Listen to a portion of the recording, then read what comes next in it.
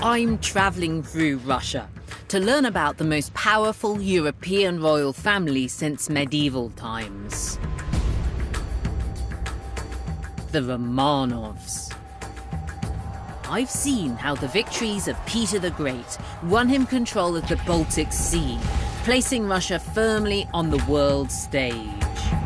At home, Peter built the magnificent city of St. Petersburg. And he dragged his country, kicking and screaming, into the 18th century. Peter the Great was a hard act to follow. But in the century following his death, two of his successors would bring Russia glory that Peter could only have dreamt of. The era was dominated by Catherine the Great, possibly the most powerful woman in history. She was super bright and super ambitious, and Russia would enjoy a golden age during her reign. Famed for her collections, both of art and of lovers. Catherine's military success transformed Russia into a major European power. Not bad for a ruler without a single drop of Russian blood. Catherine's grandson, Alexander I, was forced to defend her legacy when Europe collapsed into turmoil. But Alexander would save the continent from the mightiest military leader of the age, Napoleon. And he'd even lead Russian forces onto the streets of Paris. But these extraordinary achievements took place against a turbulent backdrop. There were rebellions and murders and military disasters. This is the story of the second great age of the Romanovs, an age of extremes.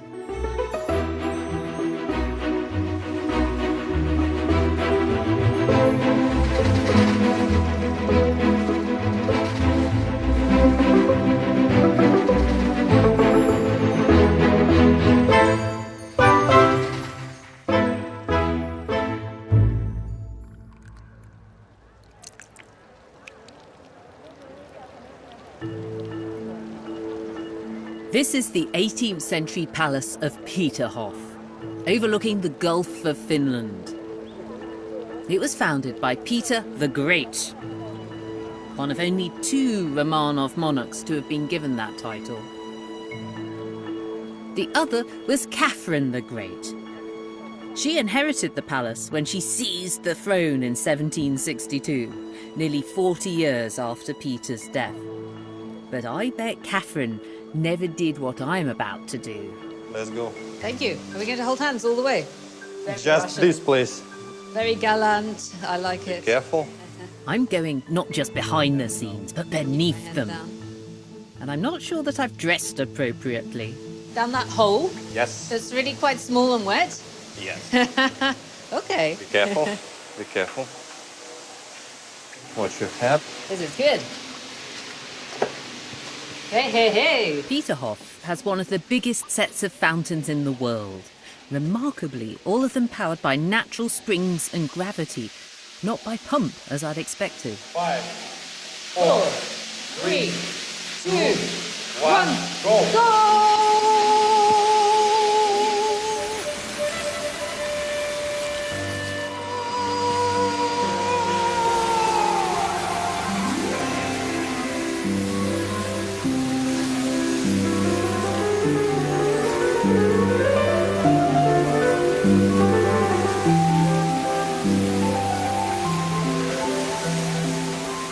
There are 100 fountains here, just in the Cascade area. And I think my favourite is this golden frog. Catherine first saw Peterhof and its fountains in 1744. At the time, Peter the Great's daughter Elizabeth was on the throne. Russia was enjoying an economic boom, partly due to the lucrative Baltic trade routes that Peter had opened up.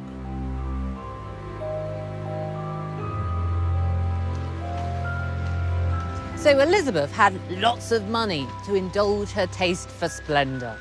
She had a tame architect, an Italian called Bartolomeo Rastrelli, And here, at the Palace of Peterhof, she set him off on a major rebuilding project.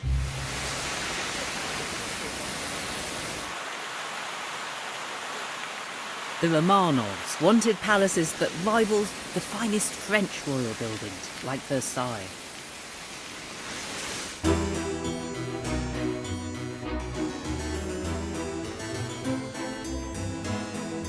The French were seen by Russia's elite as the standard setters for taste and art.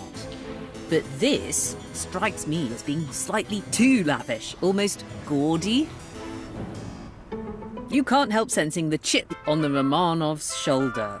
Their need to convince foreign diplomats that Russia was a sophisticated European country, not some backward Eastern despotism. Rastrelli created a series of grand palaces for the Romanovs. There was the magnificent Winter Palace in St. Petersburg, now home at the Hermitage Museum. The Catherine Palace was named after Elizabeth's mother, who'd succeeded Peter the Great to the throne. But who was going to inherit all this Baroque bling when Elizabeth was gone? Elizabeth never married. There were rumours of illegitimate children given away to be brought up by servants, but she never had an acknowledged son or daughter. So she exercised her Russian sovereign's right to choose her own successor. She alighted upon her nephew. The only trouble was, he was a 14-year-old German boy who'd never set foot in Russia. His name was Karl Peter Ulrich, Duke of Holstein-Gottorp. He was a grandson of Peter the Great through his mother. Elizabeth now needed to find young Peter a bride. She settled on a minor but well-connected German princess called Sophie Friederike Augusta of Anhalt-Zerbst. So in 1744, Sophie came to Russia and adopted a Russian name, Yekaterina, or Catherine. But this teenage union quickly became an unhappy one. Peter was disfigured by smallpox, yet still managed to embarrass his wife by having a mistress. Catherine claimed that he was a twisted voyeur, who even tortured animals. When she came to write her memoirs, Catherine said how long and dismal the summers had been at the Palace of Peterhof. She didn't get on with her aunt-in-law, the Empress Elizabeth, nor her husband, who was only interested in practicing military drills with his very long-suffering entourage. So Catherine instead turned to reading, particularly the philosophers of the French Enlightenment, Diderot and Voltaire. This was heady stuff for a member of an autocratic ruling family. One of the most significant factors of Catherine's personality that came out when she was very young and throughout her life was she really believed in self-improvement. She had this great urge to be educated, and that for a woman of her time was unusual, and the determination to find out for herself, for learning as much as she could. She enjoyed the sense of being at the forefront of European thought and bringing it to this rather place she perceived rather backward. By her early 30s, Catherine had given birth to a son and to a short-lived daughter. And she'd started taking lovers of her own. He was just a warm-up, we'll pass over him. But this is Stanisław Poniatowski, the future king of Poland. He was witty and charming, and everything that her husband wasn't. By 1761, though, she'd moved on to Grigory Orlov. He was a dashing young artillery officer. It was said that he would dance gigantic dances and make gigantic love. His relationship with Catherine got very serious. It started to go beyond just a romantic intrigue. Catherine and Orlov agreed that Peter just wasn't up to the job of ruling the country. But in 1761, Peter succeeded to the throne following Elizabeth's death. He was now the emperor. What he didn't know, though, was that his empress was plotting against him. When Peter actually did succeed, it quickly became clear he wasn't going to survive. He annoyed people, the military, the church, and he was a disaster from the start. What one is aware of with Catherine is that she had an enormous self-belief. Having educated herself, she was quite sure that she could run this enormous country and she could improve it. The intrigue came to a head on the morning of the 28th of June, 1762. Catherine was woken in her bed at Peterhof with the news that a coup was already underway.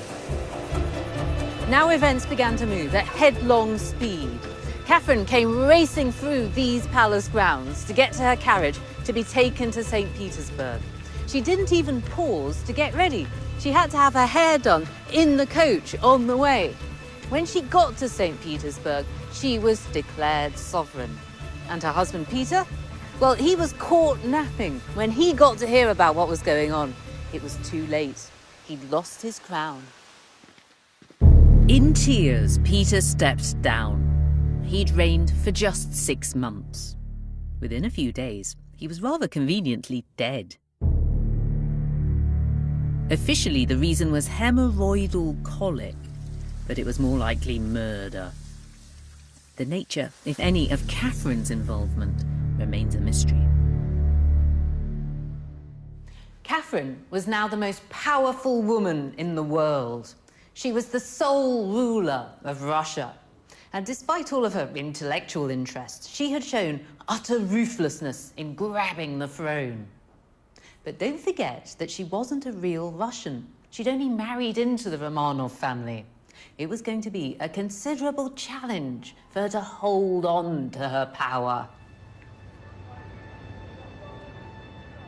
Catherine ensured that she had a formal coronation as soon as possible to seal her legitimacy. In the magnificent Hermitage Museum in St. Petersburg, once home to Catherine's personal art collection, there's a portrait by the Danish artist Vigilius Eriksson that captures the new empress in all her coronation finery. Catherine had a new crown and orb designed for the coronation. And she's sporting these rather wonderful robes, embroidered with the emblem of Imperial Russia, the double-headed eagle.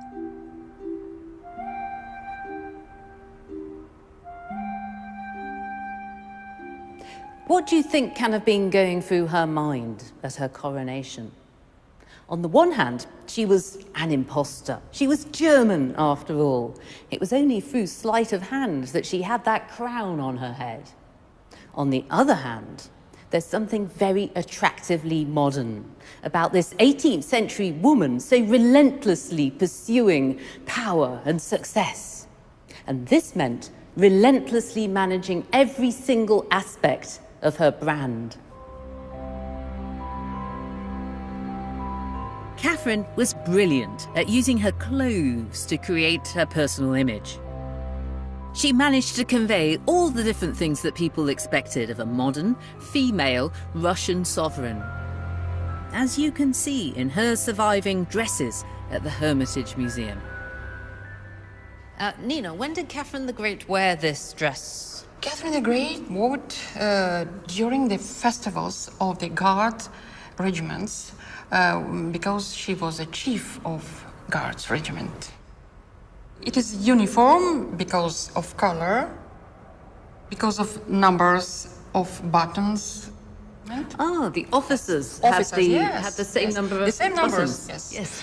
The shape of collar is also. It has the collar of a man's uniform. Yes, like in men's uniform. And in the back, you can see very interesting details. Ah, so this shape, It's the shape of the bag, that's like a man's coat. yes, and two details decorated with the braids. Yes. Also like a man's uniform. It's also the dress of a woman who looks to Europe, isn't it? Yes, of course. The French influence is in the shape of the sleeves, Yes. you can see, and of course panier. Oh, the panniers, Yeah. the shape like that. Yeah, Yes, yeah, yes, yeah. yes, I see that. And is the silk French? No, the silk is Russian. Catherine the Great ordered to use only Russian silk in the costumes of Russian imperial court. So, Nina, this is a fantastic dress. It's the dress of an empress, also of a male army officer, also of somebody who's very elegant, who loves Europe, but also the dress of a true Russian. Yes. All in one. Only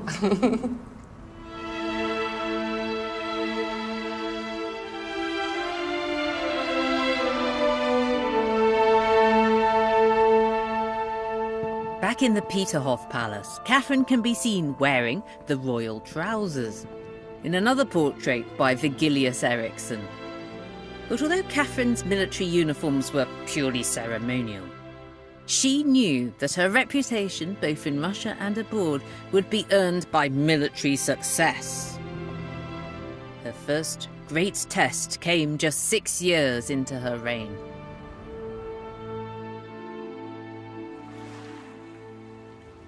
In 1768, Turkey declared war, threatening Russia from the south. On land, Russian troops could match the Turks, but Russia lacked naval power in the crucial Mediterranean and Black Sea regions. Russia's only fleet was the one Peter the Great had built in the Baltic, more than 1,000 miles away from where it was now needed. Catherine's lover and closest advisor, Grigory Orlov, now made a bold but risky proposal. Catherine gave it the go-ahead. The Russian fleet was to be cut in two, and one part of it was to go south down through the Baltic, then all around western France and Spain and in through the Strait of Gibraltar. Then it would become, by very definition, Russia's Mediterranean fleet. In August 1769, the breakaway fleet left Russia on its epic journey.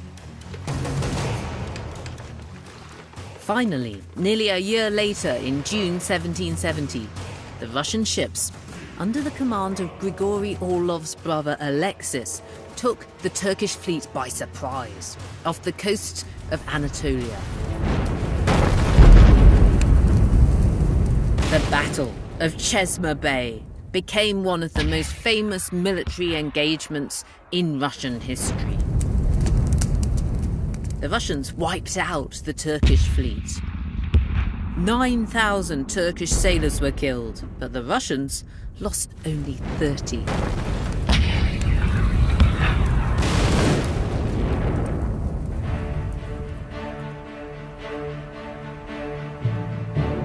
Russia's staggering victory was the public relations coup of a lifetime for Catherine. Now, in paintings like this one by Heinrich Buchholz, she could present herself as the true heir to the man who had built Imperial Russia. This picture celebrates a triumph by her fleet over the Turks. Here are the boats in the boatyards, and here are some very unhappy Turks being marched through St. Petersburg. And over here in the corner is Peter the Great himself, being asked to admire this image of Catherine being carried through the skies by fame. And he certainly is admiring her. Look what he's doing with his hands. He's saying, "Wow, Catherine, haven't you done well?" And while Catherine never led armies into battle, she found other ways to lead from the front. Because the Russian people faced an even deadlier threat than Turkey. This enemy was ravaging Europe, and it spared neither peasant nor monarch. It was smallpox. Catherine was rightly terrified that she or her son Paul might catch the disease. But word reached her that an English physician, Thomas Dimsdale, was achieving unprecedented success with a controversial method of smallpox inoculation. The method is called variolation, and it involves scratching the skin, opening up the skin, and inserting some part of the disease. So effectively you are infecting the patient with smallpox. And that, of course, makes it very risky. It's one of the reasons why it divided the enlightened world. Many mathematicians, for example, objected to it on the grounds of probability theory. They thought that sooner or later, people are going to die from this operation. Catherine decided that the risk was worth taking. Dimsdale was invited to St. Petersburg. There he found a suitable sample of smallpox with which to inoculate the Empress. But it was all very hush-hush. Late one night, Dimsdale was brought into the palace through a secret door, and in Catherine's rooms, he inoculated her. Now, a lot of her contemporaries would have thought that she was mad to do this. She could have been infected, she could have died. But she'd looked at the scientific evidence, and she was happy to run the risk. She even had Orlov and her son Paul inoculated too. And when it became clear that everything had gone well, the news was proclaimed. Other people started doing it. Inoculation caught on, and countless lives were saved.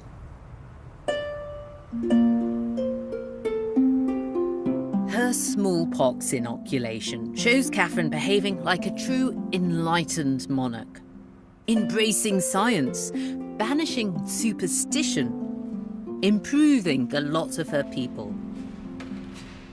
And this room in the Russian Museum in St. Petersburg is almost a shrine to Catherine, the great progressive.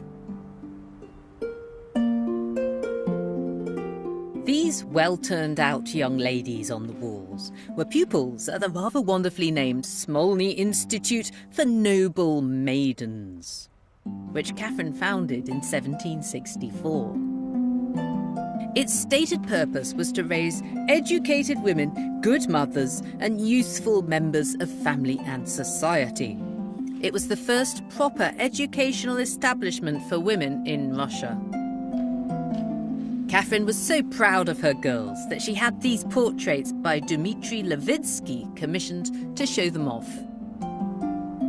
This statue presents Catherine in the guise of Minerva, the Roman goddess of wisdom and icon of the Enlightenment. A horn of plenty overflows. Her hand rests on an open book of legislation. And the sculptor Fedot Shubin has tucked Catherine's crown, the conventional symbol of royal power, discreetly away round the back. But none of this disguises the fact that for all of her enlightened leanings, Catherine still had the absolute power of a despot. And she was in no hurry to give it up. I don't think Catherine would have seen a contradiction between Enlightenment values and her powers. For a start, she would dispute that she was a despot. She considered that her absolute power was tempered by laws within Russia, by institutions within Russia, which prevented Russia from succumbing to arbitrary rule. And as an absolute ruler, I think she thought that she was in the best position to implement laws which would be in the spirit of the Enlightenment.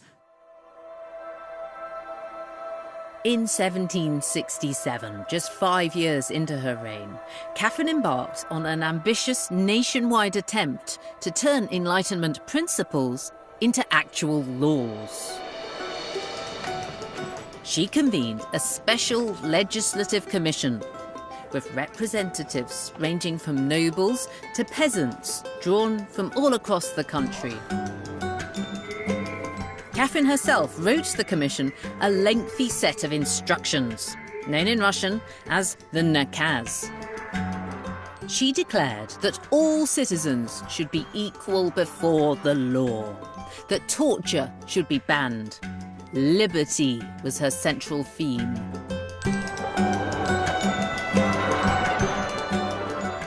For a while, Catherine looked more forward-thinking than any of her European counterparts. And she made sure that they knew it. The nakaz was translated into French and German. But actually, Catherine had already watered down her original plans for the nakaz. In particular, the reform of serfdom. In her first draft of the nakaz, her great instruction to the Legislative Commission in 1767, there was a chapter which implied that serfs ought to be freed, or at least some of them should be freed gradually. And this, when it was read by her advisers, was just thought far too revolutionary. And Catherine was, I think, genuinely surprised that even some of her closest friends, some of the most enlightened people in the empire, were so reluctant to do anything about serfdom. It took her aback. But it made her realize the extent to which serfdom just underpins everything in the Russian Empire.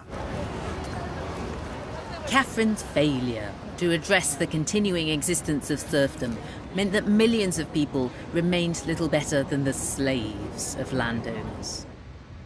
Their plight now helped fuel the greatest domestic threat to Catherine's reign. In 1773, a Cossack called Yemelyan Pugachev sparked a provincial revolt. It spread quickly. Pugachev's idea was to pretend to be the deposed Tsar Peter III, Catherine's late husband. His line was that he'd just been away. He'd been in Egypt, but now he was back. He very quickly gathered around him a massive movement of Russia's disenfranchised. Pugachev said that as the true Tsar, he would grant the serfs all kinds of new rights, and that they should rise up against their evil landlords. They did this, and in the resulting bloodbath, more than 1,500 nobles were killed. Half of them, women and children. Panic now gripped St. Petersburg. Catherine was forced to find a military solution to a civilian problem. Soldiers and top commanders were switched from fighting Turks to fighting their fellow Russians in rebellious areas. It was nearly 2 years before the revolt was finally quashed. Pugachev was taken to Moscow in a cage. Then he was hanged and his body quartered, which in Russia means that the limbs were lopped off. The immediate threat was over. But how was Catherine going to respond to this rebellion? With reform or with repression? The Pugachev revolt was a great shock to Catherine, and particularly the sense that this could happen in this country, that so much of it was out of her control. And her response was to try to spread her control, and so she brought in various local government reforms and wanted, again, it's this great desire to educate. The fact that people could believe that this man was the Tsar, sort of come back to life, that she was horrified. And so her urge was to spread her control, to improve education, to make sure that local government was properly reformed. It certainly wasn't to abolish serfdom. Catherine had sacrificed the rights of the serfs to keep the nobility on her side, in spite of her professed Enlightenment values. And nowhere were the contradictions of her reign more evident than at the summer palaces of the wealthiest nobles. The Kuskovo Palace and Estate near Moscow belonged to the Sheremetev family. By the late 18th century, they were the most important patrons of the arts outside St. Petersburg. Taking their lead from Catherine herself, the Sheremetevs filled their palace with European treasures, like these Flemish tapestries. But it was the concerts and operas staged here that made Kuskova famous, bringing the arts to a wider audience than just the elite. Ludmilla, what was it like in the 1770s when Count Sheremetev had his big concerts? Кускова славилась тем, что его двери были открыты для всех желающих. Главным условием было уметь себя вести и быть прилично одетым. Поэтому здесь было как высшее сословие, так и все, кто мог себе позволить подобные развлечения. But the performers, they weren't the sort of professional actors and musicians that we think of today. Крепостными актерами становились с самого раннего детства. Мальчиков и девочек, не гнусных лицом, как тогда говорили, отбирали в возрасте 7-8 лет. Обучали итальянскому, французскому, игре на музыкальных инструментах, естественно, чтению, письму, умению себя вести. So the serf children were taken at 7 or 8 from their families. Да, естественно, они должны были потерять свои крестьянские корни, обрести иной облик, но, к сожалению, они оказывались между своим происхождением и тем классом, которым они не принадлежали, но в роли которых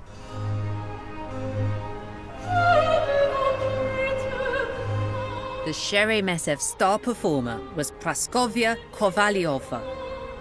Despite her serf origins, she became one of the most celebrated opera singers in Russia. Catherine the Great herself heard Praskovya perform at Kuskovo. Praskovya also won the heart of Count Sheremetev's son, Nikolai. After a long affair, they secretly married. These mounds are all that remain of the open-air theatre where Praskovya and her fellow serfs performed.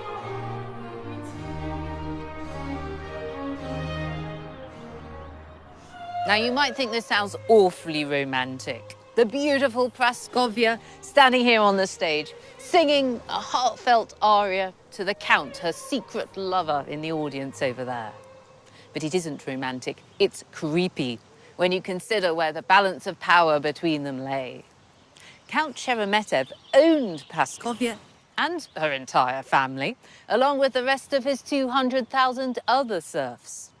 In a world where serfdom existed, there were so many opportunities for exploitation, particularly sexual exploitation of the female serfs. It hardly bears thinking about.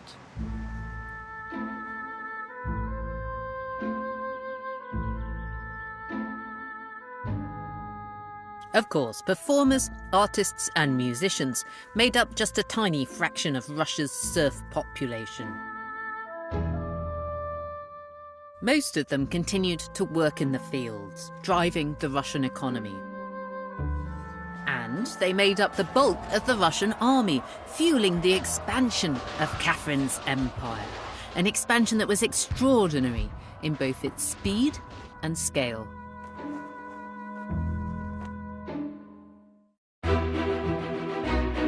Catherine annexed large stretches of Belarus and Lithuania. Poland became a Russian dependency. And crucially, she seized the Crimea.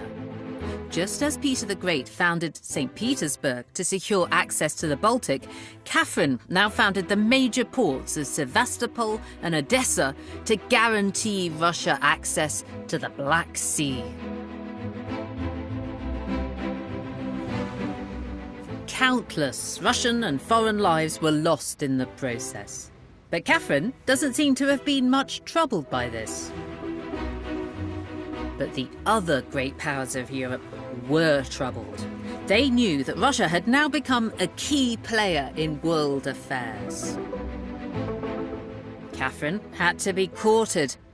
She had to be feared. Here's a British satirical print from 1791 called An Imperial Stride. And it shows Catherine the Great of Russia striding from Russia right over to Constantinople. Look, she's got her toe on the tip of the crescent moon. Meanwhile, all the European great powers are understandably worried about Russia's expansion. But they're also taking the opportunity to look up Catherine's skirt. Here's King George III of Great Britain, for example, and he's saying, what a prodigious expansion. Never saw anything like it, says Louis XVI of France. While the Sultan of Turkey declares the whole Turkish army wouldn't satisfy her. I think think it's inevitable that Catherine, as a powerful woman, was targeted with sexual slanders. And it is true that she had quite a lot of lovers. Although he shouldn't be here, there isn't any truth to the rumours of her and the horse, though they are quite persistent. But she had no time for horses. She was just too busy with all these men. In 1774, she began an affair with a guards officer, Grigory Prichomkin. Catherine called him my Colossus, my golden cockerel, my tiger. He rose to be the commander-in-chief of the Russian army and effectively her co-ruler. Prichomkin was the love of Catherine's life. It's even possible that they had a secret marriage. And his influence endured even as she took other lovers. As she got older, they tended to be guards officers, much younger than she was. When she was 60, she took a last lover, Platon Zubov. He was 21. Go, Catherine. It's amazing that she still began each relationship with massive hope that this was the one. And there was that romantic, not necessarily sexual sense as she got old, but very romantic. This person I can love, he's going to love me. There's also increasingly the sense that they're largely for companionship. She used to love walking through her art collection, going through her collection of cameos, poring over them, cataloguing them together.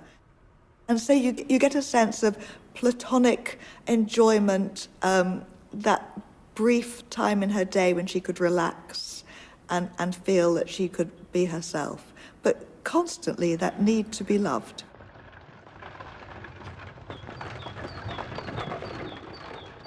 Catherine's other great passion was her palaces.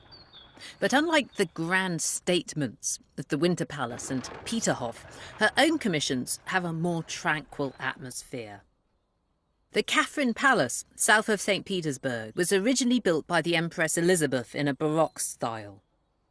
But Catherine employed a Scottish architect, Charles Cameron, to add on a beautiful, classically inspired annex, more in tune with her own tastes.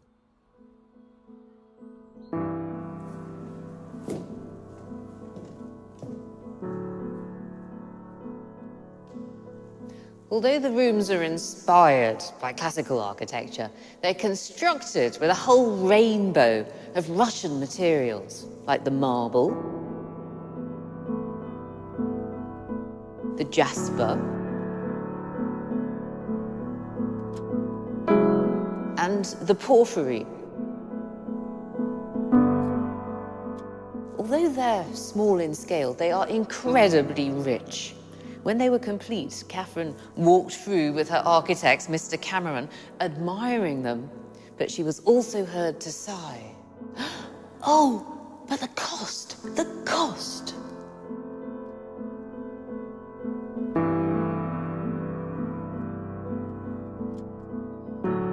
The gallery also offered Catherine the perfect vantage point to look out over her English-style landscape gardens, a fashion that swept Europe in the late 18th century.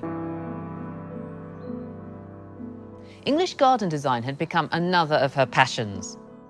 She tried to seduce the British royal gardener, Mr. Capability Brown, to come over to Russia to work for her. She even shelled out a small fortune for a set of drawings of the gardens at Hampton Court Palace, under what was actually the mistaken impression that Capability Brown had designed them himself. But this was one of her rare failures. Capability Brown said "Niet" to Catherine the Great. He wasn't going to come to Russia. Catherine gave her young lover Platon Zubov apartments adjacent to her own. Her grandsons came here to play. Their father, the Grand Duke Paul, was a less frequent visitor. Like Peter the Great, Catherine had a troubled relationship with her own son. Paul's obsession with military ritual and his lack of interest in culture and ideas meant that he took after his father, whom Catherine had, of course, usurped.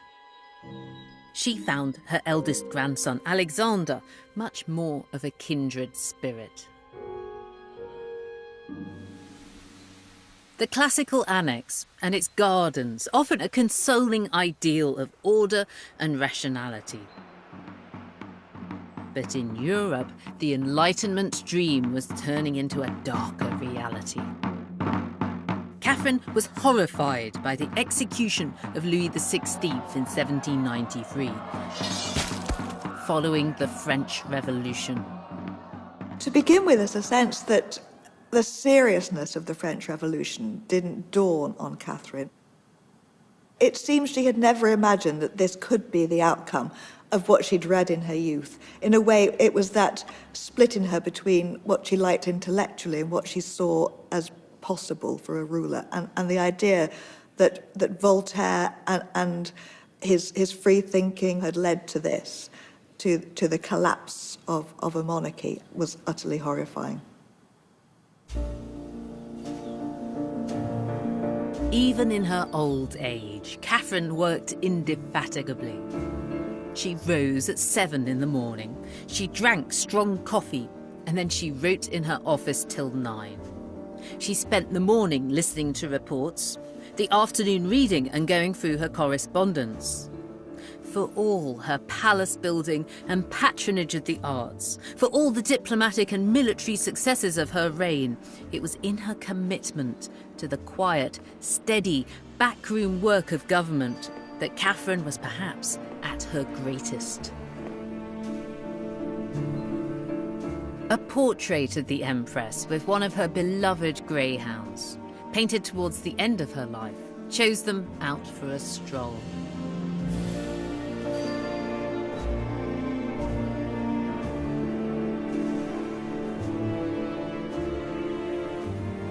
As she walked her dog in this park, Catherine could have looked back on a life of extraordinary achievements, and there were tangible reminders of them in the monuments all about her.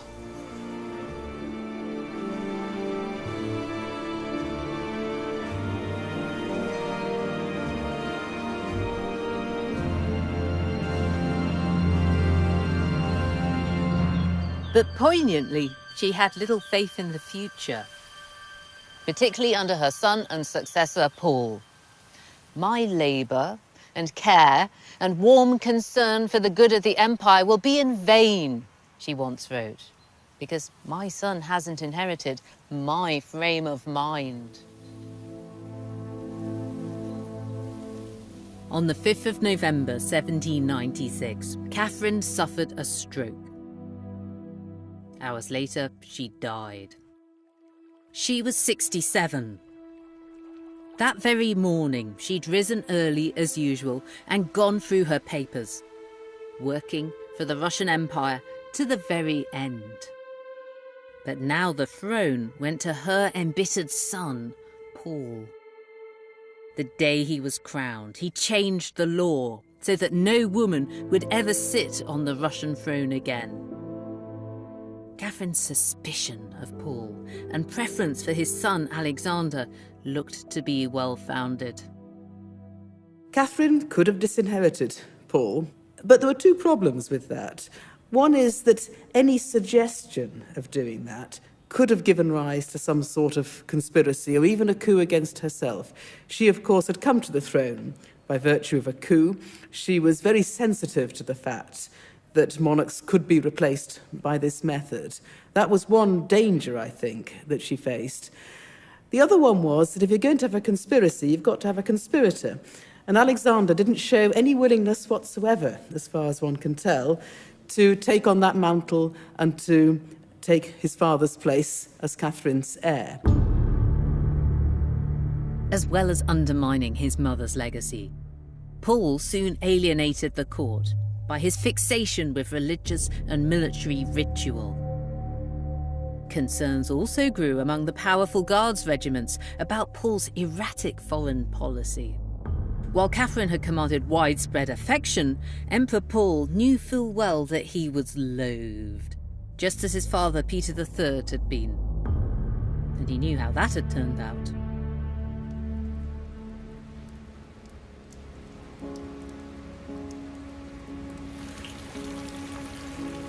In the center of St. Petersburg, the increasingly paranoid Paul built the forbidding St. Michael's Castle. It was surrounded by a moat and armed with cannons. Here, Paul could lock himself in every night with his sons Alexander and Constantine. But when the end came, all his attempts at security counted for nothing. One night in March 1801, conspirators forced their way into the royal bedchamber, and a grim farce followed. Emperor Paul tried to hide behind a fire screen, but he left his feet sticking out and they got spotted. The conspirators tried to arrest him, and then a fight broke out. The emperor got bashed over the head with a lethal weapon. It was a snuff box. A few moments later, he was dead. So the conspirators went to wake up Paul's son Alexander a few bedrooms away. Alexander was horrified about what had happened. So the conspirators said to him, "Man up, Alexander, stop whimpering. It's time for you to rule." Catherine had seen her grandson as her true heir, a future Russian Alexander the Great. Alexander had the typical male Romanov love of uniforms and military etiquette. But he shared Catherine's reforming instincts, although he did lack her independence of mind.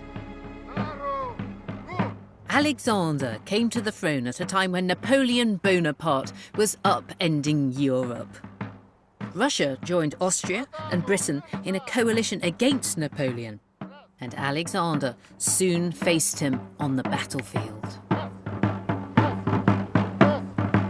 Napoleon was a military man who fancied himself as an emperor, but Alexander was an emperor who fancied himself as a military man. But it all went wrong for Alexander in 1805 at the Battle of Austerlitz. He'd taken command of the army himself, but he'd asked them to attack prematurely. It was disastrous.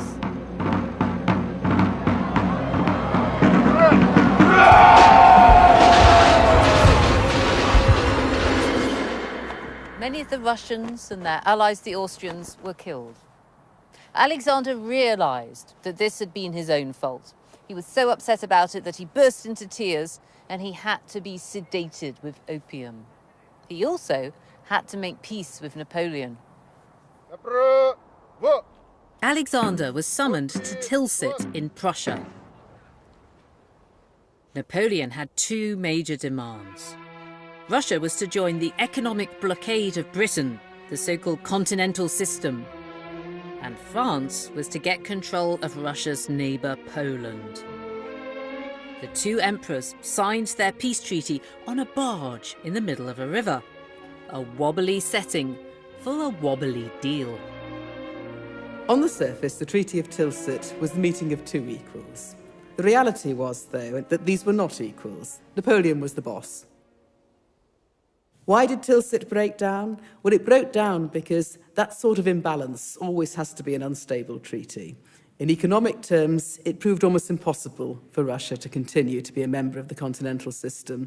But much more important than that, it was quite intolerable for Alexander and for Russia for Napoleon to control Poland. That was never going to be acceptable. Behind Napoleon's back, Alexander resumed trade with France's great enemy, Britain. By 1812, Napoleon had had enough. He decided that he could bend Alexander to his will by invading Russia. Or so he thought. Napoleon was now facing an Alexander who was older and wiser. Alexander wasn't going to make the same mistake as at Austerlitz in 1805. This time, he left the command of his army to the professionals.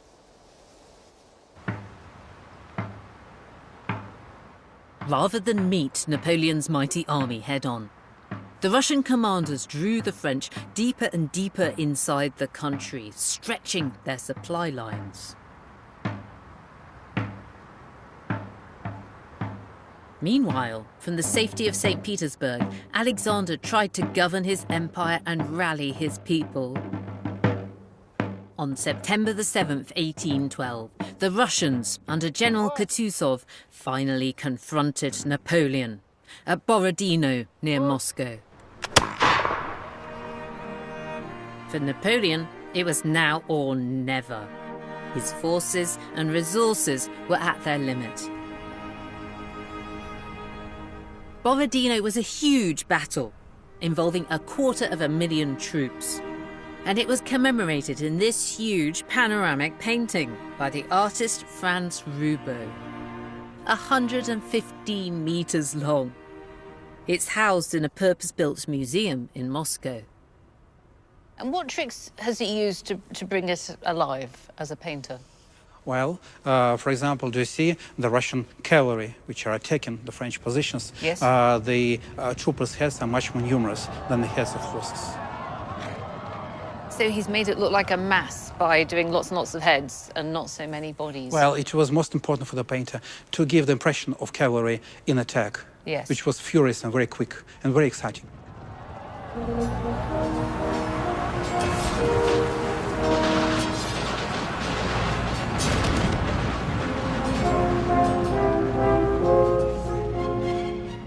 So are we right at the front line here? These are the Russians coming up to meet the French.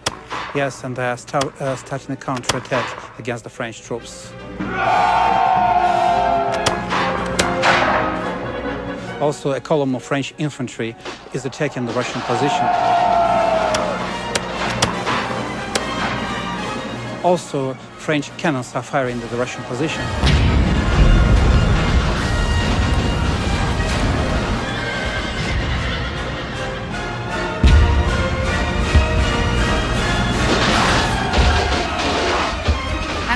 Haven't we missed out Napoleon? Well, Napoleon... Where is he? Well, you've missed Napoleon already. Is that Napoleon on the Yeah, on this the white is Napoleon, horse? and these are some of his bodyguards. Now, this is said to have been the most deadly single day of fighting in history, isn't it? It probably was.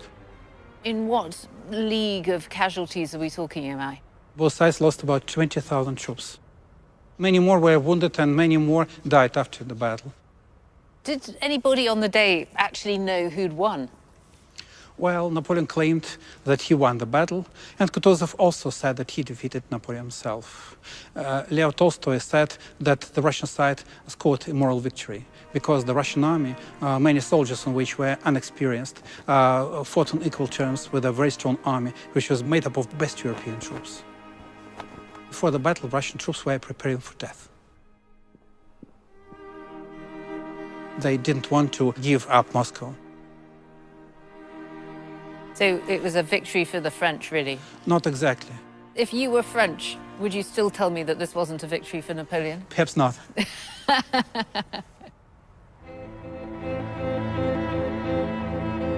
What mattered was that Napoleon had failed to destroy the Russian forces at Borodino. He realized that this was an unwinnable campaign.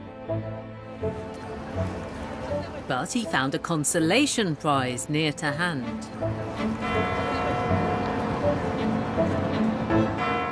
The Russians were too weakened to defend Moscow. The city was left wide open for Napoleon to take. This should have been a terrific moment for Napoleon. After all, St. Petersburg may have been the country's official capital, but Moscow was still its spiritual heart. Tsars were still crowned in the Kremlin just there. But the Russians weren't going to give Napoleon the satisfaction of officially surrendering their city to him. Instead, they just abandoned it, leaving it barely governable. Looting quickly broke out, and far more deadly, fire.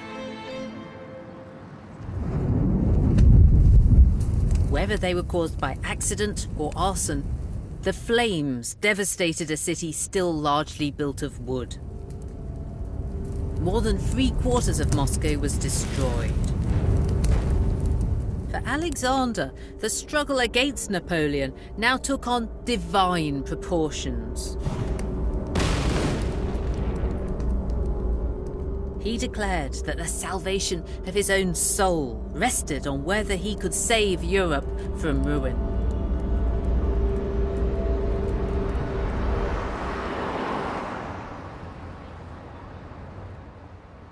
At 10 o'clock on the morning of March the 31st, 1814, nearly a year and a half after the burning of Moscow, Paris resounded to the arrival of a victorious army. But it wasn't the French returning home in triumph. It was the forces allied against them, and at their head was Alexander. No foreign conqueror had reached Paris since Henry V of England 400 years before. But Alexander was magnanimous. He presented himself more as a liberator than a conqueror.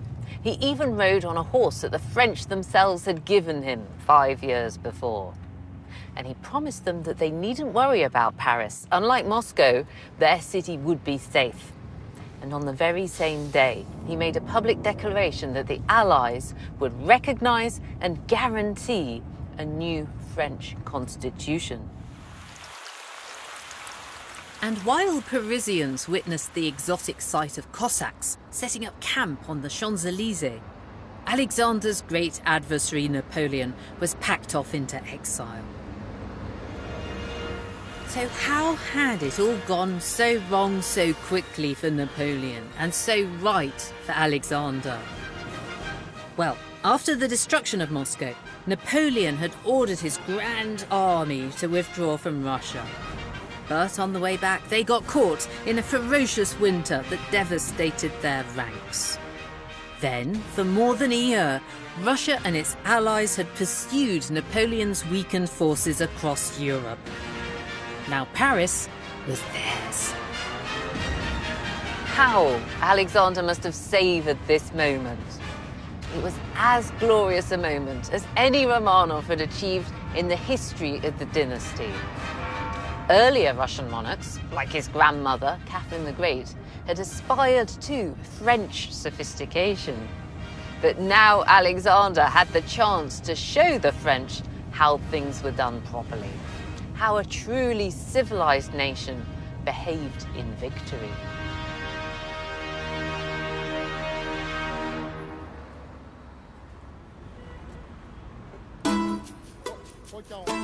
Russian troops remained in Paris for several months. There's even a story that the very Parisian idea of a bistro dates back to 1814. The word in Russian means quickly. And this cafe claims to be the first to take its name from hungry Russians shouting, "Food! Bistro!" But there was the whiff of something dangerous among the Russian troops, especially some of the officers. The campaign in Europe had exposed the Russian officers to countries that didn't have the pernicious practice of serfdom. Countries where the ruler didn't have unlimited powers. This was very exciting. You can imagine them sitting in Parisian cafes and saying to each other, "How come Tsar Alexander is going to let the French have a new constitution, but he won't let us have one at all?" This meant that when they got home, some of them would be ready to call for unprecedented change. And quickly, bistro, bistro. Next time, the story of the Romanovs reaches its tragic endgame. As the Tsars struggle to hold on to power during the final century of the dynasty, they embrace reform, repression, and Rasputin, and face their deadliest challenge, revolution. Empire of the Tsars, Romanov Russia with Lucy Worsley concludes at the same time next week. And if you missed last week's episode, it's available free on BBC iPlayer, where you'll also find options to buy via BBC Store and other suppliers. Next, though, we get a behind-the-scenes glimpse of the Queen's castle as we head to Windsor.